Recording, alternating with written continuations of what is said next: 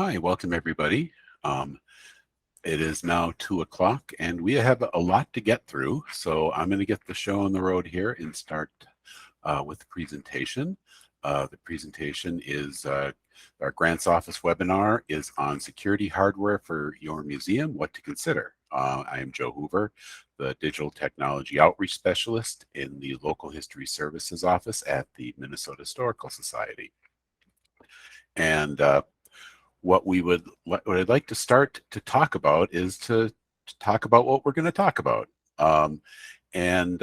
For this, we are going to talk about hardware, specifically hardware for video surveillance systems and hardware for security alarm systems.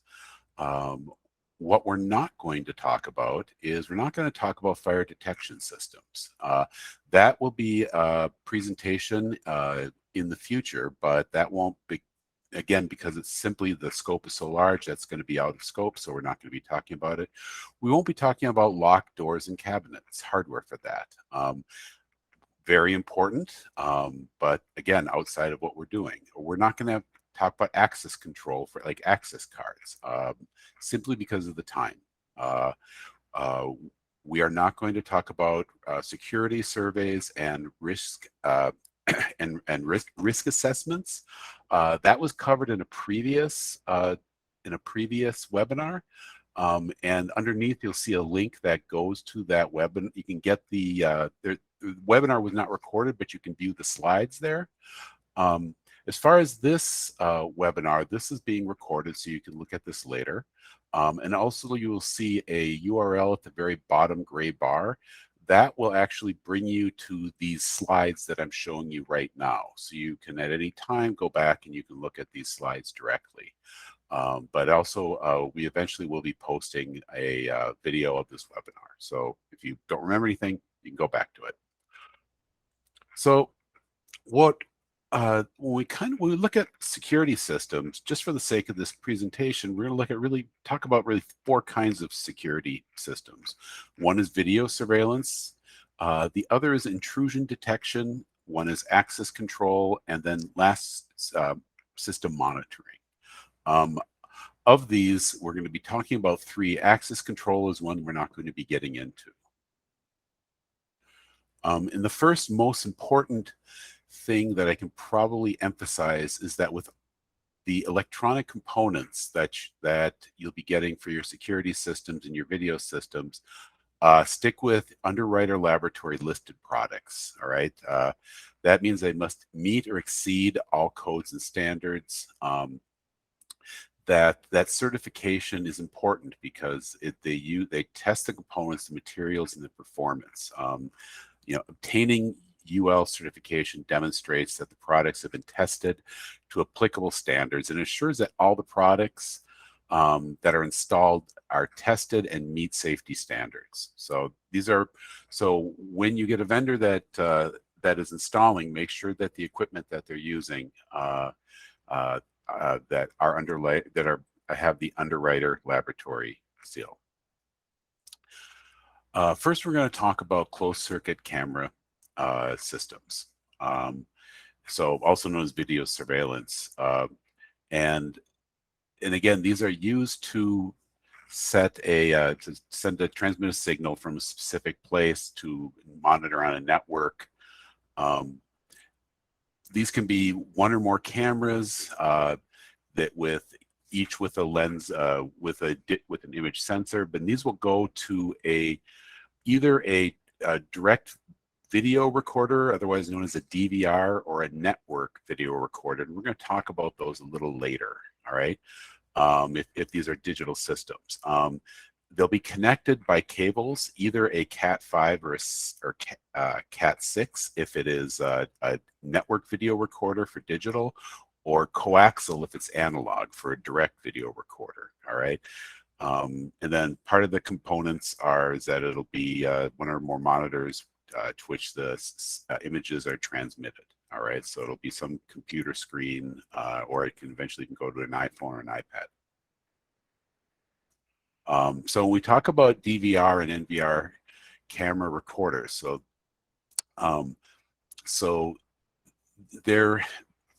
very similar, but also very different. Most systems that you'll probably see, I think particularly what I'm finding in museums are for smaller museums are DVRs. And they process the video sent from, excuse me. Okay, let me back up here a little bit. I'll talk a little bit about how all this works. So with an NVR system, it receives is that the camera itself will receives the signal. It's an IP camera, what's otherwise known as an Internet Protocol camera, and it then processes the signal and then converts it and sends it to the NVR recorder.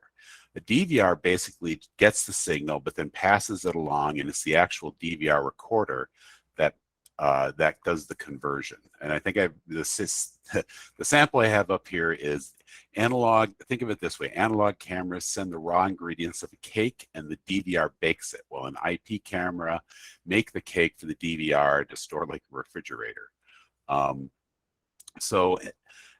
The other important thing, if you don't know what an IP, an Internet Protocol address is, it's similar to a telephone number. So your telephone is has a unique set of numbers that identifies your phone so that people can call you. So each camera has a unique number, all right, so that they can communicate with one another. So that's how I would define it. And I'm trying to make the terms here, and I know this is quite complicated, and I apologize if this comes across very complicated. I am trying to make it as simplified as I can.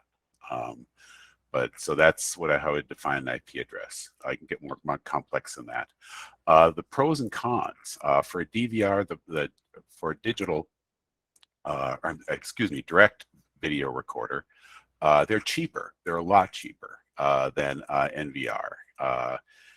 And they're cheaper to install. They're also more compatible.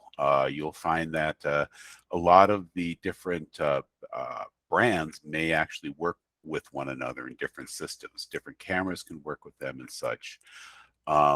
With DVR, the cons are the image quality is lower, but that has been improving. So they're now having much higher resolutions. There is a higher maintenance cost associated with DVRs, transmitting video signals via coaxial cables. And so they're more vulnerable to environmental factors. With a network video recorder, the image quality is higher.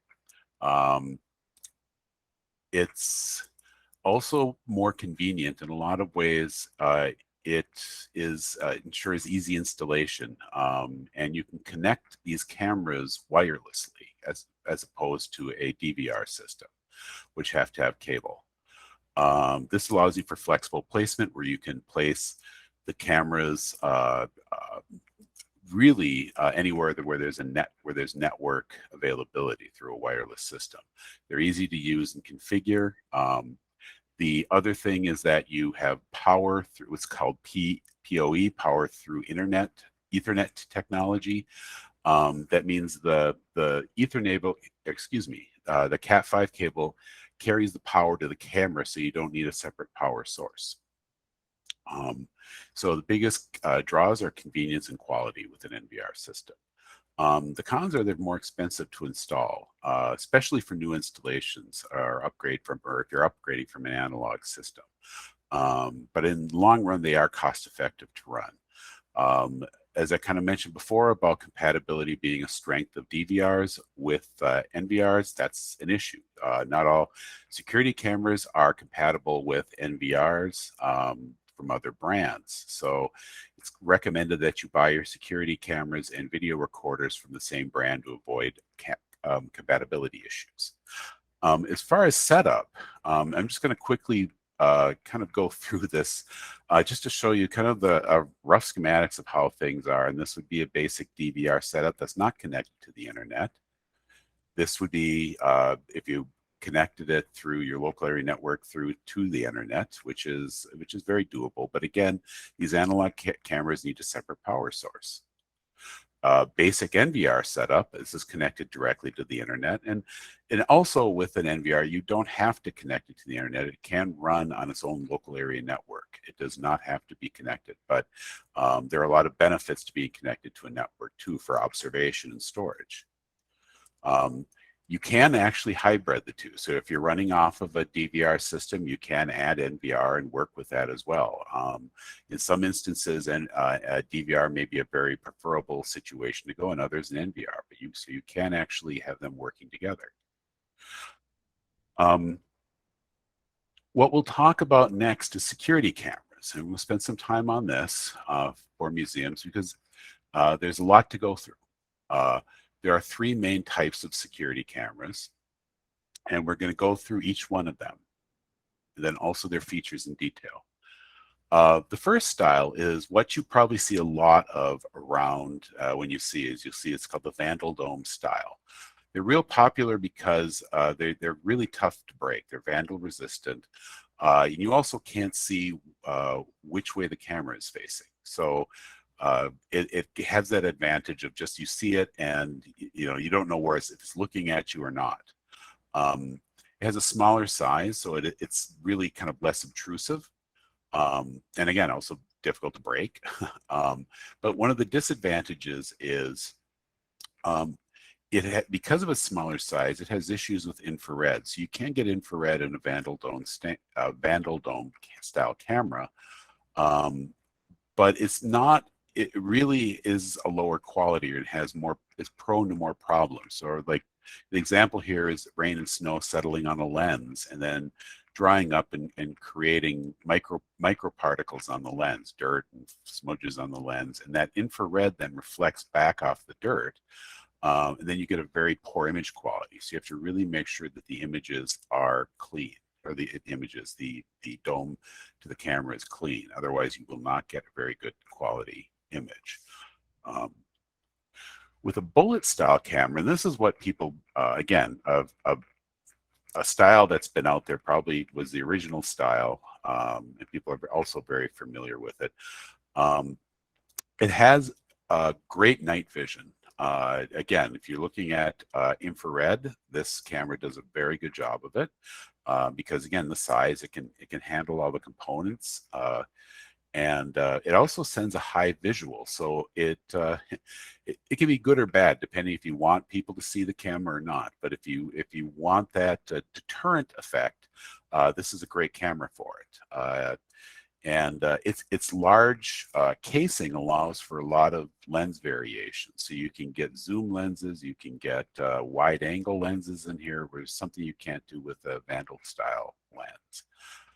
The disadvantage of a bullet style camera is they're easy to rip off the wall. So if you're getting kids vandalizing your museum, this is the camera that they can pull off if they can reach it. So that's one of the caveats. If you're going to put this up, make sure it's high enough they can't actually access it. It also is easy to know which way is facing. So if you want that obfuscation, then this is not the camera for it. It's also prone for wildlife nesting, for birds to build their nests on is not an uncommon problem with these. So this is some of the problems that have a bullet style camera. The third style is a turret dome style. And it's a turret like a camera swivel. It's ceiling or wall mountable.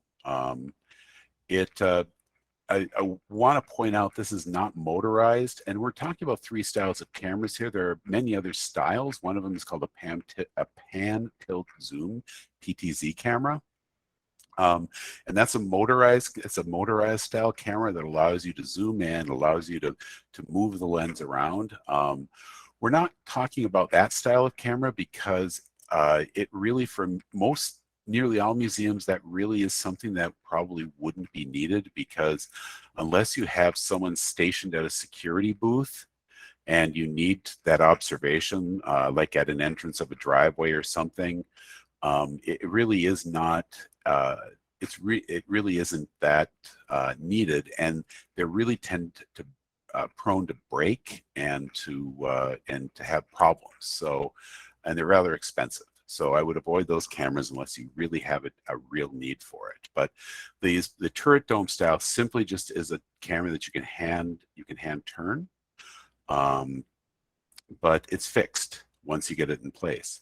Again, it's unlike a Vandal Dome camera. The lens and infrared are separated by a different ring that prevent bleeding from infrared, and allows you a much better night vision for the camera. Disadvantage of a turret is it's easy to know which way the camera is facing, similar to the bullet camera. And even though it's more compact, it's not completely tamper-proof. And even though it looks like a dome-style camera, it's actually a little bigger. Okay, so it's going to have a certain size, so it might be easier to take a swat at or to pull down. Okay. Next, we're going to go through security camera features. So with all these cameras, when you're looking and you're talking with vendors, these are things that you probably want to at least have a good idea that you understand.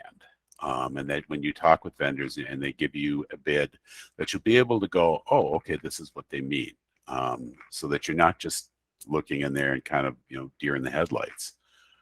And the first is just HD video capture, all right? The resolution. So cameras, are now and available in a range of megapixel resolutions ranging from 1 to 12 megapixels. And megapixels are great. They ensure improved surveillance in terms of clarity and video quality.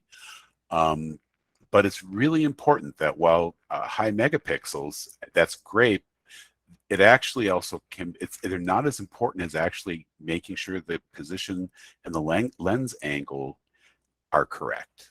Because if they're not, no matter how many megapixels you have, it's not going to help. But your high megapixel cameras can be limited by the sheer amount of data that needs to be processed, and it might be too slow to capture fast moving details. Consumes more frames, it consumes more bandwidth, it increases your storage needs and cost, all right? So those are just some things. It may say like, oh, you might just say, well, why not just get the largest megapixels? Well, it may not be the best solution. You may want to go with a 2 megapixel camera. They may fill your need very well. Frame rate and shutter speed are actually very important, and probably something that isn't really talked about a lot, because again, you can have really great detail, but if you're two things, if the frame rate, if you're only taking 1 frame per minute or 1 frame per second, if the person's running, you're only going to get maybe 1 good photo, if a photo at all. So you want to say, do you want 30 frames per second? Do you want 20 frames per second? A typical standard in setting up security cameras is around 11 to 25 frames per second. And shutter speed, so how fast is that camera? How fast is that shutter clicking? So a default shutter speed of 1/30th of a second will actually result in a blurry subject if they're moving. 1/20th of a second will result in an even blurrier subject. If you want to start to get, like if you're dealing with, because most, like if you're dealing with kids running around on site or things like that, they're not stopping and looking at the camera. They're running around. So if you want to get fast moving objects, you're looking at like 1/1000th of a second or 1/2000th of a second, and that will significantly reduce the blur. 1/4000th of a second will pretty much eliminate it. The problem with a fast shutter speed is that at nighttime you need a lot of light to make up for that fast shutter speed. So that would be a problem in darkness if you have a, well, we're going to talk about low light solutions.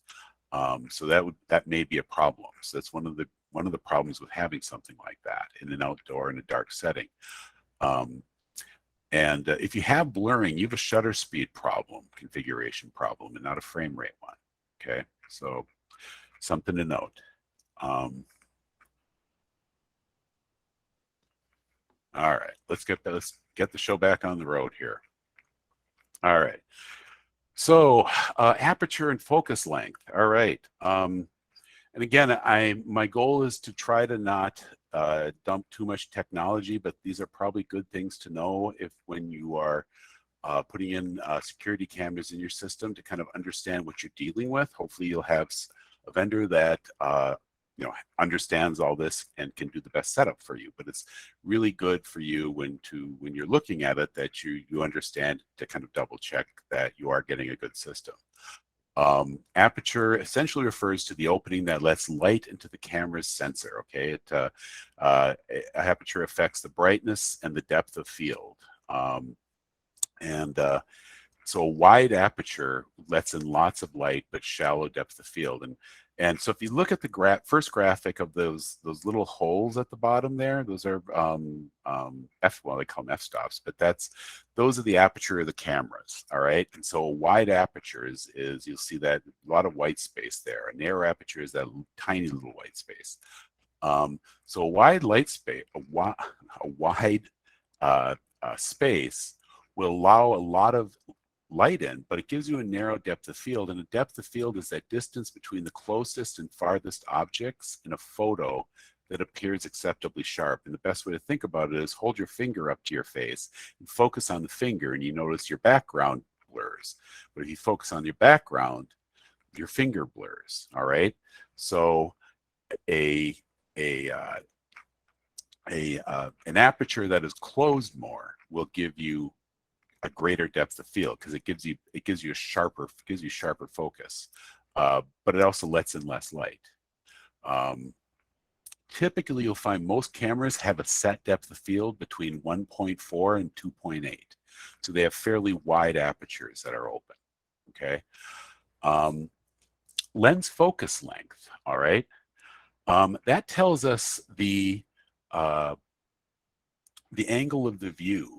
All right, or how much of that view, how much of the scene will be captured. So if you look at the photo on the bottom, the two photos, I should say, of the car, a smaller lens focal length, like 2.8 millimeter, which you'll find in a lot of cameras, give the scene will be captured. So a larger scene will be captured. You'll be able to get a lot of it in there. A larger focus length of 12 millimeters will result in great magnification, but again, you lose that scene.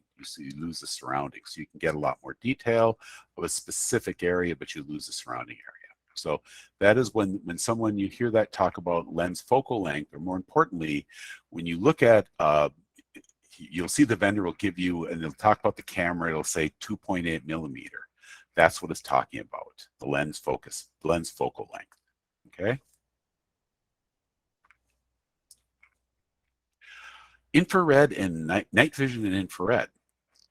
So, those are two types of ways at seeing at nighttime. So, when you have an outdoor camera or you have cameras inside that, when the lights are off, you can use infrared or night vision to help get fairly clear pictures of what's going on. Night vision cameras use a software that intensifies and amplifies the ambient light to provide a clear color image.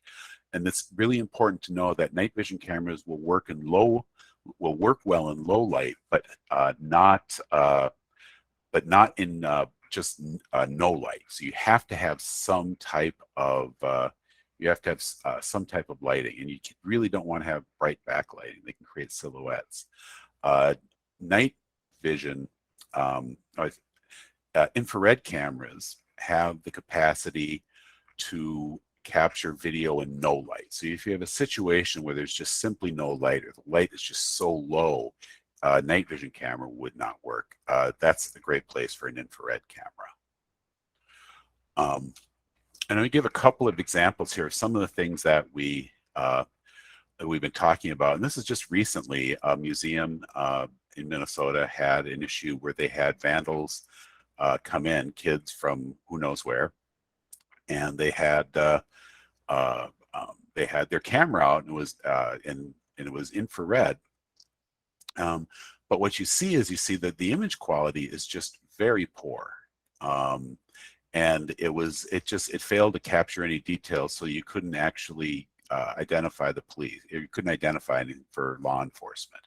There's a couple things going on here, and my suspicion is that this was a result of a slow shutter speed, and indeed it was. It was 1/20th of a second, so it really failed to capture any detail. Again, you'd want something like 1,000th of a second to be able to capture the good detail on that. Another thing that was interesting, and I haven't figured out what was going on, but in some of the photos, you can see a very clear background of the cabin, but then it blurs out, particularly when they're close to it. So the camera seems to be having, like, there's maybe an auto function, so it seems to be having some problems with that. This was not an actual, it's again, not an underwriter laboratory camera, and it was also not a security camera. It was one designed to take pictures of deer at nighttime. So it was a kind of, they're trying this. Unfortunately, it didn't work. But it was interesting. It was a really good thing to see, and to see how this works. So along with a lot of these features, one of the features is motion activated. It becomes equipped with a motion sensor. So the camera will begin recording when something enters the camera's field of view. And this is great if you're looking at video storage. So a lot of people, if you're putting in a lot of cameras, for people who have houses, multiple yield villages, old-time villages on your properties, where you may have multiple properties, buildings to look at. This may be a good solution, rather than overwhelming yourself with so much storage, so many photos coming in. So a motion activated camera may be a great way of going. Wired or wireless communication. When you're looking at cameras, this is a really important thing, particularly when you're dealing with an IP camera. So if, like some of the things I've mentioned before, it gives you a wireless camera gives you better placement options, easier installation. The cameras can be moved. It can be wired, hardwired, or use batteries for power. But one caveat with that, with batteries, is batteries will require frequent changes. So I strongly recommend against batteries, unless there really is, like, there is not a real situation that would work. Like, say, in a historic building where you just can't get wiring behind the walls, or you don't want to damage something, but that will require frequent changes of batteries. With wired, you get a much clearer audio and video signals. Less likely the signals are reliable. They're less likely to drop because it's hardwired in. You're not relying on a signal. And you have constant power to the cameras for an IP camera. With wireless, hacking that, if you won't have that wireless system, you're again reducing the chances for hacking. All right, hacking into a camera by having it hardwired in. If one of your, and this has been a problem with systems with people that I've talked with, are rodent issues. Rodents chewing through wires and things. And one of the things I would recommend if you're doing a wired system is get metal sheaths for your cables, so that it is rodent resistant.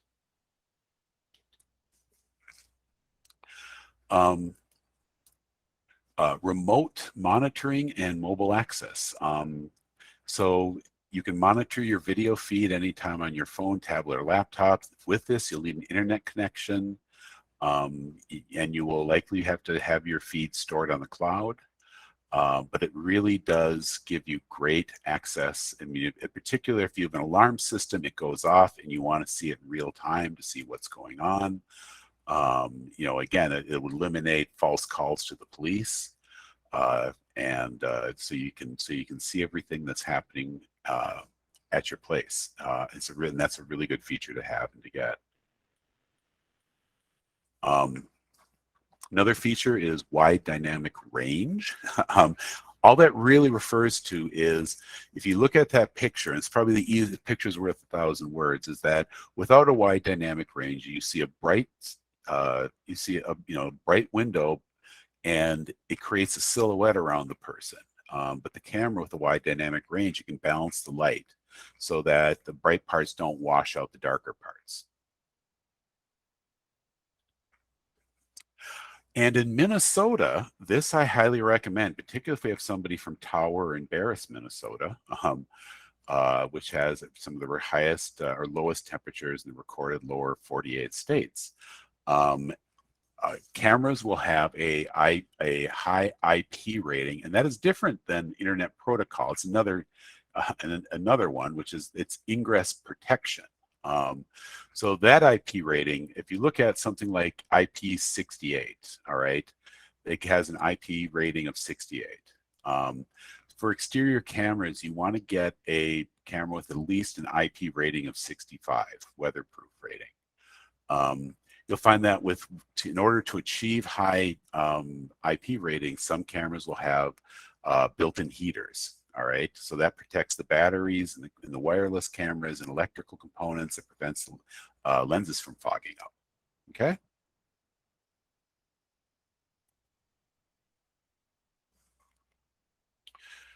Storage. So your camera is going to create a lot of files, and you'll need storage for this. Different storage solutions that you will have are, with some IP cameras, they offer local storage, so you can have a flash card in the camera, and it can be stored directly on board on the camera.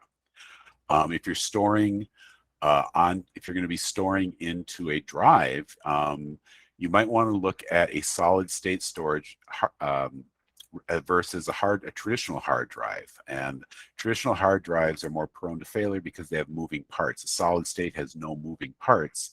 They're more expensive, but again, less prone to failure. And maybe one of the solutions that you would look at.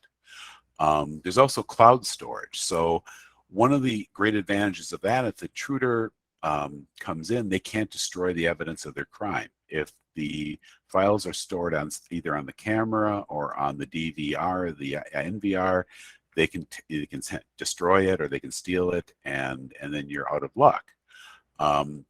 One of the problems with cloud storage, obviously, is expense. It's an added expense and ongoing cost to store those files on there. Again, you can limit those costs by weighing out how many frames per second and file size, megapixels, things that you'll be, with your camera usage. But those are 3 possible storage options that you can use for your cameras.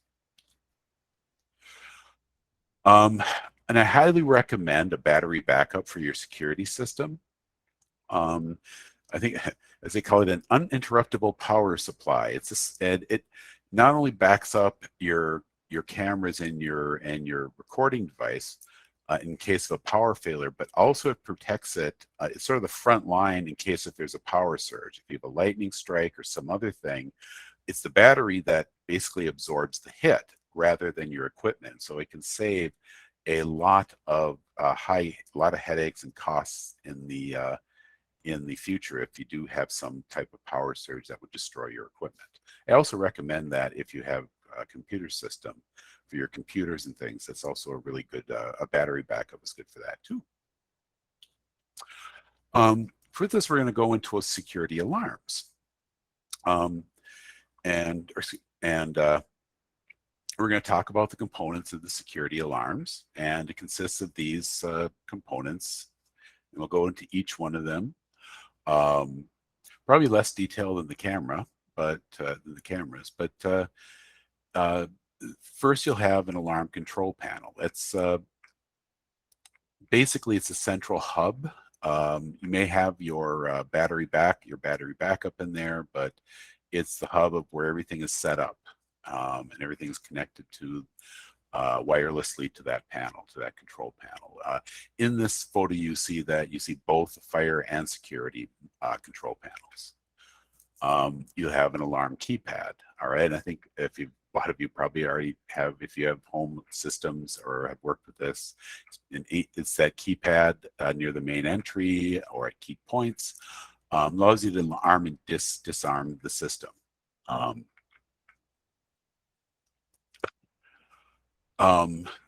The components that all of this will tie to are, you start with window and door contacts, and typically these are magnetic sensors that connect from the door to the jamb or the window to the wall. And if the sensor is broken, by opening a door or window, the alarm will be triggered. Breaks that magnetic connection. Glass break detectors. These can be either used on windows on the exterior building, or oftentimes on cases of objects that are particularly valuable. In this case, it's a gun collection, which, yes, this is something that would be very highly valuable. If it was a case of sad irons, I probably would say you wouldn't have to worry much. But in case this is a case of firearms, having glass break detectors are probably that's very smart to have. But these sensors trigger the alarm in case of if the window is broken or heavily shaken or rattled. Okay. So, and motion detectors. So these are what you'll probably see. You've probably seen particularly passive infrared. You'll see that has that sort of that opaque window, usually mounted near the ceiling, and these use a type of passive infrared system, and they're small, low power, easy to use, inexpensive, and they're in very wide use. And there's also microwave motion detectors. The great thing about microwave sensors is that they can cover a larger area than passive infrared sensors. They can go through walls. They are more expensive, however, and they are vulnerable to electrical interference and frequently cause false alarms, which leads to a third type, which is a dual tech hybrid, which combines both passive infrared and microwave sensors. So they have a lot of the benefits of microwave infrared technology, but they create far fewer false alarms. Again, it might be something good to use in certain spaces where you need to have motion detectors, but you can't fit passive infrared, or might be blocked by a passive infrared if you have a lot of displays that create barriers. So you have a large room with walls that are created. Something like that a dual hybrid might be a good way to go. Another component is system interrupter sensors. So these are security alarms that have fail-safes built into their system. So if somebody does try to tamper with it and cut the red wire, so to speak, and take it offline, or if it loses power, an alarm goes off that you will have some alert for it. So you kind of want to know, and it may be intentional by a burglar, or it may be just the power goes off, but it's good to know when that happens. And again, similar to your cameras, you want some type of remote access. All right.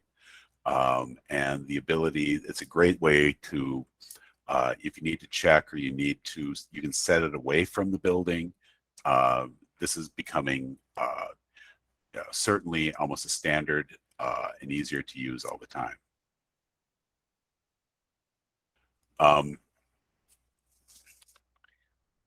So I think a lot what people deal with are the question of system monitoring. Who monitors the system? Is it something? Then here's just a sampling of some of the things you can do if you're dealing with a security dealer and installer. The dealer may install it and may do the monitoring, where they're the connection between the home security system and the central monitoring station. But the central monitoring station is the service that provides the security, that processes the security alarms, makes the decision to contact you know, the responsible parties, the police or the fire department, and you know, and also again contact you if there's an issue. You can also monitor yourself. The security system is you can monitor remotely by you. Rather than using a service. Some ways it's reducing the cost, but again, that's one of those things you have to have that pretty tight, and who is set to do that, and that they are on call in case if something happens and not on vacation or somewhere in Florida. Interesting thing is the verified responses in there is that because there are so many false alarms account for almost 98% of police calls. And many cities now levy really steep fines for false alarms, especially after the second or third offense. That many law enforcement or cities now require that that there be a verified response, that there be some type of eyewitness surveillance video or audio from the premises. In some cases, in some cities, they won't, law enforcement, particularly in larger cities like LA, they won't even respond to alarm anymore. So you have to have some type of verified response system, and that's the way it seems to be going.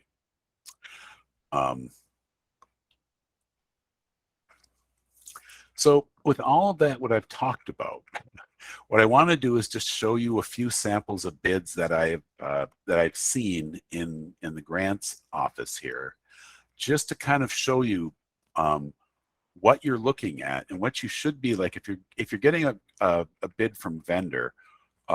Hopefully, what you get, and if you get something like this, you probably should look elsewhere. So if you look at A, that's a bid for I believe it's a fire system here. Or no, I'm sorry. It's a security alarm. But you start, and I don't know how much detail you can see on your screen, but you start seeing, you'll see a keypad, battery, phone kit, transformer, sirens. So they talk about the kit, but then it goes on to overhead door contact. All right. By understanding what I've said, so you'll be able to understand a little bit more of these. And this is a surface mount contact is the next thing. Motion detector for non-plenium, that I didn't describe. That basically is just a fancy way of saying it's not fireproof. That plenium means that it's a much better cable, much more fire resistant. Non-plenium means that it doesn't have as good fire. It's not as fire resistant. The next item down, keypad for K4 kits, and so it's just for the front door keypad. Wireless pendant, something else I didn't talk about. Panic button. So what if you're the person that's manning the museum? Another great option is having a wireless pendant that you can have around your wrist or around your neck. In case if something happens, you can press the button. And that would be, I think, a very good security option for your employees or your volunteer. And then, of course, they list the labor. In B, this is a list of camera their cameras that they're looking at installing. And again, everything that I've said, if you look in here, it's great. They taught you here's the number of the product at the very top, but it says, if you look at it, it says 2 MP, 2 megapixel, turbo, HD bullet camera. So you're talking about a bullet camera. And you see there, IP66, that's the weather rating. And it looks like it's a variable focus, 2.8 to 12 millimeter, excuse me, lens. And then it says 40 M IR. Another thing I didn't describe, so that 40 M is how far that infrared can see. So it'd be 40 meters. All right. The next one down is a 2 megapixel turbo Vandal Dome camera, 66 weather IP rating. 20 meter infrared. And then down there, and each one of these goes, you can see the next one then is, so they're installing a DVR.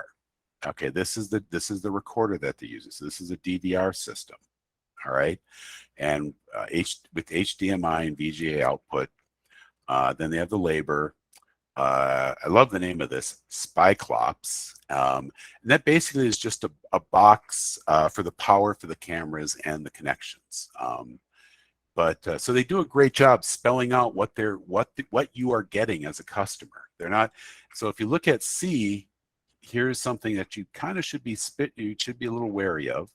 So they're getting an NVR system and it says 4 terabytes. So that's the size of the hard drive, that's storage in there. And you're getting a 8 camera power supply. So I'm not 100% sure if that's a battery or what that is, but it's for 8 cameras.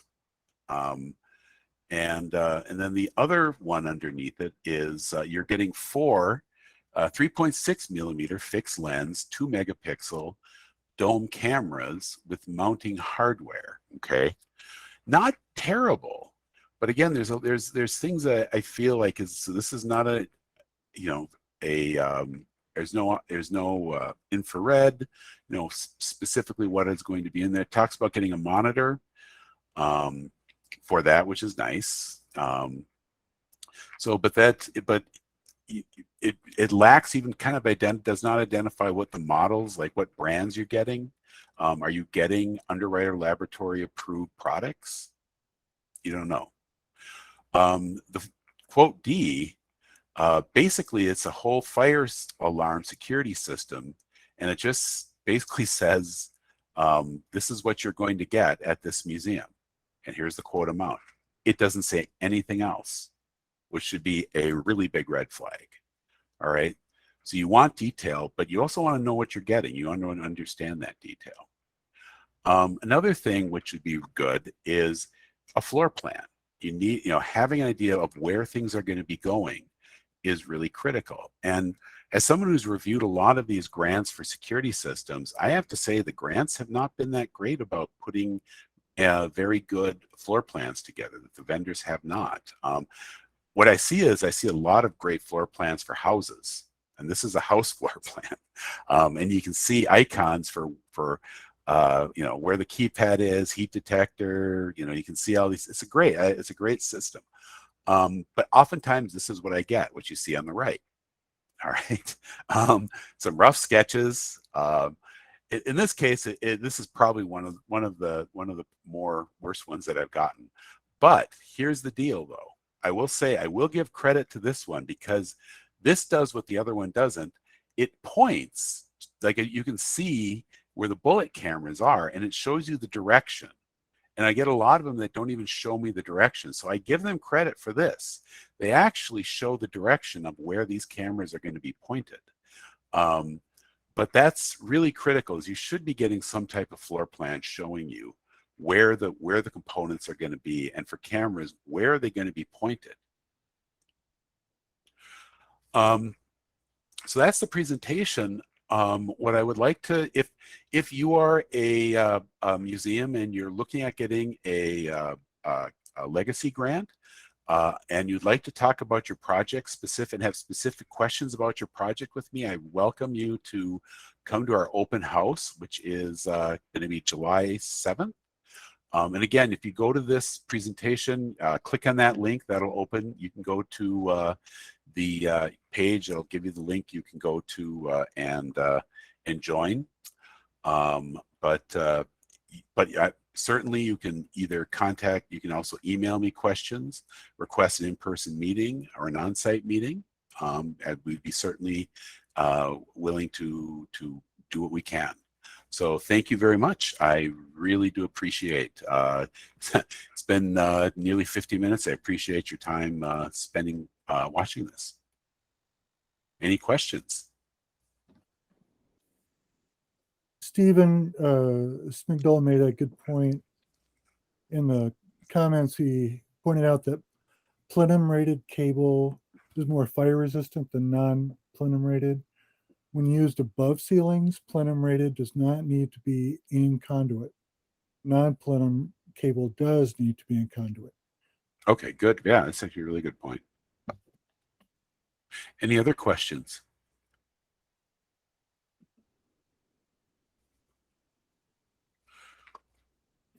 All right. Well, hearing none, I really appreciate your time, and thank you. John, Hey, do we Joe, know there's what? a question in the Oh, chat from Crystal. Oh, I don't have. Okay. Oh, I didn't. Sorry. Sorry, Crystal. Does the Okay. The grants office does not require a security survey before it'll fund security hardware costs. However, I highly recommend it because it's on two different levels. It's security hardware is only one level of protection for your museum. Remember, most thefts from a museum, most thefts are typically going to be internal. And it's sad to say this, but it's normally volunteers and staff. And so things like having a key policy, having an access policy, these are going to do a lot, are going to really help with that type of issue. And also security survey, it's great, the people who come out and the companies that you're looking at, but it's also great to have an independent person who doesn't have, if they're giving you a security system, or if they're giving you a security survey, and they're not the ones who are getting the contract to put the cameras in, they're going to give you a pretty honest what you're going to need. They're not going to tell you to take 20 cameras because it's going to benefit them. They're going to say, well, this is what you probably really need. You should probably get this. The security company that's installing the cameras may make a say, no, you do need this, but at least you have something else to go off of, and the company that's installing the cameras has to make a case. Well, now, without hearing anything, I appreciate everybody attending, and I appreciate your help. And again, I'm going to give you my email address, and if you have any questions going forward, please feel free to contact me. That's part of what Local History Services here. It's great that there's this grant program, but we're also here for museums. We're here to help you with, my specialty is digitization, but we have people here who can help you with conservation, interpretation, and many other things. So feel free to use our help and advice. With that, I will thank you and close out. Have a good day. Thanks, Joe. Mm-hmm.